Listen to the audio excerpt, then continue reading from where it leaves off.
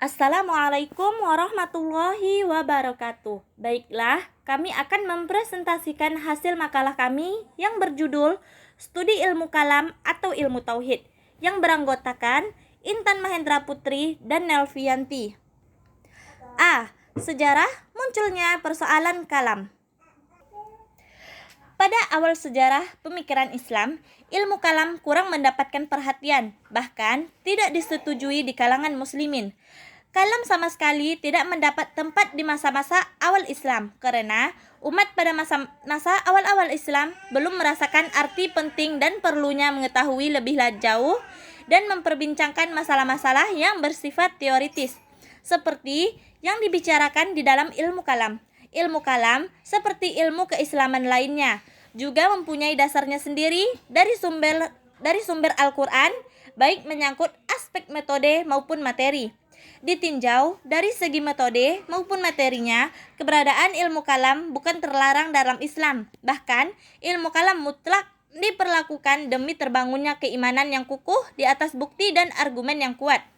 Dengan demikian, ilmu kalam adalah ilmu keislaman yang membahas masalah akidah atau keimanan berdasarkan argumen rasional dan tentu saja tanpa mengesampingkan nas Al-Quran dan As-Sunnah. Di dalam pembahasannya, para mutakalim lazim mengetengahkan dalil rasional terlebih dahulu, lalu kemudian memperkuatnya dengan dalil nas Al-Quran dan Al-Hadis. Berikutnya aliran-aliran ilmu kalam. Yang pertama, aliran Khawarij. Khawarij adalah suatu nama yang mungkin diberikan oleh kalangan lapangan di sana karena tidak mau menerima arbitrase dalam pertempuran Siffin yang terjadi antara Ali dan Muawiyah dalam upaya penyelesaian persengketaan antara keduanya tentang masalah khalifah. Khawarij berasal dari kata kharaja, artinya ialah keluar, dan yang dimaksudkan di sini ialah mereka yang keluar dari barisan Ali sebagai diterimanya arbitrase oleh Ali. Tetapi sebagian yang berpendapat bahwa nama itu diberikan kepada mereka karena mereka keluar dari rumah-rumah mereka dengan maksud berjihad di jalan Allah. Pengikut Khawarij terdiri dari suku Arab Badui yang masih sederhana cara berpikirnya, dan tokoh-tokoh dalam aliran Khawarij yaitu Urwah bin Hudair, Mustarid bin Sa'ad, Hausarah al-Asadi, Quraib bin Marwah, Nafi' bin al-Azraq, dan Abdullah bin Bashir. Yang kedua, aliran Syiah. Syiah dalam bahasa Arab artinya ialah pihak, puak, golongan, kelompok atau pengikut, sahabat atau penolong. Pengertian itu kemudian bergeser mempunyai pengertian tertentu. Setiap kali orang menyebut Syiah, maka asosiasi pikiran orang tertuju kepada Syiah Ali, yaitu kelompok masyarakat yang amat memihak Ali dan memuliakannya beserta keturunannya. Kelompok tersebut lambat laun membangun dirinya sebagai aliran dalam Islam.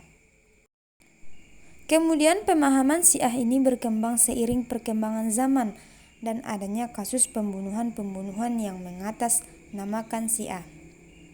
Tokoh-tokoh aliran Syiah yaitu Jalaluddin Rahmat, Haidar Bagir, Haddad Alwi, Nasir bin Muzahim, Ahmad bin Muhammad bin Isa al-Asy'ari. Yang ketiga, aliran Jabariyah. Kata Jabariyah berasal dari kata jabara yang berarti memaksa dan mengharuskannya melaksanakan sesuatu atau secara harfiah dari lafaz al-jabar yang berarti paksaan. Ada yang mengistilahkan bahwa Jabariyah adalah aliran manusia menjadi wayang dan Tuhan sebagai dalangnya. Tokoh-tokoh aliran Jabariyah yaitu Al-Ja'ad bin Dirham, Jam bin Sofwan, Ad-Dirar, Husain bin Muhammad al-Najjar. Doktrin Jabariyah yaitu manusia mengerjakan perbuatan dalam keadaan terpaksa. Kalam Tuhan adalah makhluk. Tuhan tidak dapat dilihat di akhirat dan surga neraka tidak kekal. Yang keempat adalah aliran Qadariyah. Qadariyah berasal dari kata qadara, yang artinya memutuskan dan kemampuan dan memiliki kekuatan. Sedangkan sebagai aliran dalam ilmu kalam, Qari'ah adalah nama yang dipakai untuk salah satu aliran yang memberikan penekanan terhadap kebebasan dan kekuatan manusia dalam menghasilkan perbuatan-perbuatannya. Dalam paham Qadariyah, manusia dipandang mempunyai kudrat atau kekuatan untuk melaksanakan kehendaknya dan bukan berasal dari pengertian bahwa manusia terpaksa tunduk kepada qadar atau pada Tuhan. Adapun tokoh-tokoh dari aliran Qadariyah yaitu Ma'bad al-Jauhani dan Gailan al-Dimashqi. Yang kelima yaitu aliran Mu'tazilah. Kata Mu'tazilah berasal dari kata i'tazala dengan makna yang berarti menjauhkan atau memisahkan diri dari sesuatu. Kata ini kemudian menjadi nama sebuah aliran di dalam ilmu kalam yang para sarjana menyebutnya sebagai Mu'tazilah berdasarkan peristiwa yang terjadi pada Wasil bin Atta pada tahun 80 Hijriah atau 659 Masehi sampai 131 Hijriah atau 748 Masehi dan Amir bin Ubaid dengan Al-Hasan al-Bashri. Adapun tokoh-tokoh dari aliran Mu'tazilah yaitu Wasil bin Atta, Abu Huzail al-Allaf, An-Nazam dan Al-Jubai. Doktrin-doktrin aliran Mu'tazilah yaitu kekuasaan kepada negara tidak terbatas waktunya dan akal yang menentukan perlu tidaknya dibentuk negara. Yang keenam adalah aliran Asy'ariyah. Asy'ariyah adalah nama aliran di dalam Islam. Nama lain dari aliran ini adalah Ahlu Sunnah wal Jamaah. Aliran Asy'ariyah adalah aliran teologi yang dinisbahkan kepada pendirinya yaitu Abu al-Hasan Ali bin Ismail al-Asy'ari.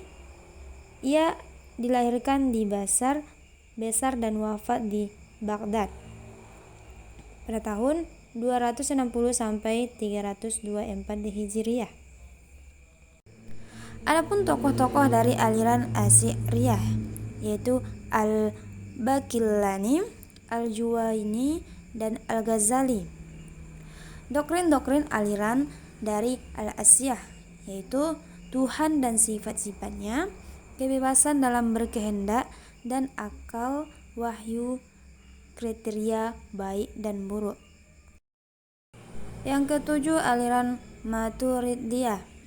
Nama Maturidiyah dia ambil dari nama tokoh pertama yang tampil mengajukan pemikiran sendiri. Nama lengkapnya adalah Abu Mansur Muhammad bin Mahmud al-Maturidi.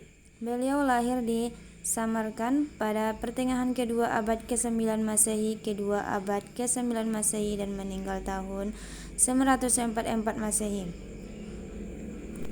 Doktrin-doktrin dari aliran Maturidiyah yaitu orang mukmin melakukan dosa besar tetap mukmin. Janji dan ancaman Tuhan tidak boleh tidak mesti berlaku kelak. Dan yang kedelapan yaitu aliran Murji'ah. Murji'ah berasal dari bahasa Arab irja, artinya penundaan atau penangguhan, karena sekte yang berkembang pada masa awal Islam yang dapat diistilahkan sebagai orang-orang yang diam. Dalam aliran ini, mereka meyakini bahwa dosa besar merupakan imbalan atau pelanggaran terhadap keimanan dan bahwa hukuman atau dosa tidak berlaku selamanya.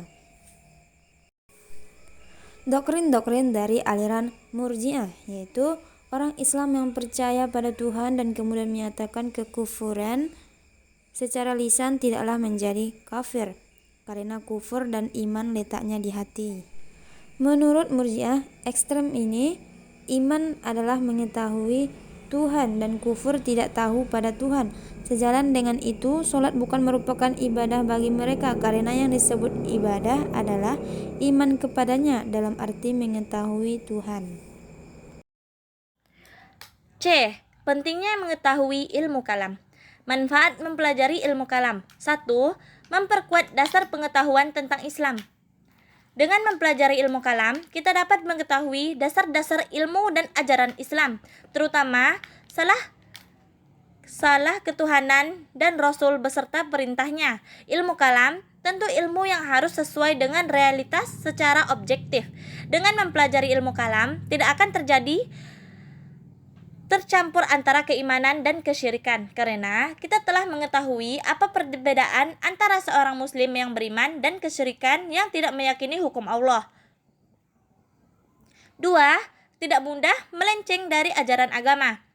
Allah pelindung orang-orang yang beriman. Dia mengeluarkan mereka dari kegelapan atau kekafiran kepada cahaya iman. Dan orang-orang kafir, pelindung-pelindungnya ialah syaitan, yang mengeluarkan mereka dari cahaya kepada kegelapan atau kekafiran. Mereka itu adalah penghuni neraka seperti kekal di dalamnya. Quran Surat Al-Baqarah ayat 257. 3. Dapat menerapkan secara konsisten amalan Islam. Sesungguhnya orang-orang yang mengatakan Tuhan kami ialah Allah, kemudian mereka tetap istiqomah, maka tidak ada kekhawatiran terhadap mereka, dan mereka tiada pula berduka cita. Quran Surat Al-Ahqaf ayat 13. Dengan mempelajari ilmu kalam, tentu akan membuat kita tetap istiqomah di jalan Allah. Hal ini karena telah diperkuat dengan ilmu Islam dan dasar-dasar pengetahuan sebagai pondasi keimanannya. Ada beberapa fungsi lain ketika mempelajari ilmu kalam. A. Keimanan akan jauh lebih kuat karena kebenarannya tidak hanya diperoleh secara filosofis, tetapi juga secara logis atau rasional. B. Memberi jawaban atas kegelisahan umat Islam ketika muncul penyimpangan teologi. C. Ilmu kalam dapat memperkokoh ajaran Islam normatif yang meliputi iman, Islam, dan ihsan. Itulah penjelasan dari materi kami yang berjudul Studi Ilmu Kalam dan Ilmu Tauhid. Sekian dan terima kasih. Wassalamualaikum warahmatullahi wabarakatuh.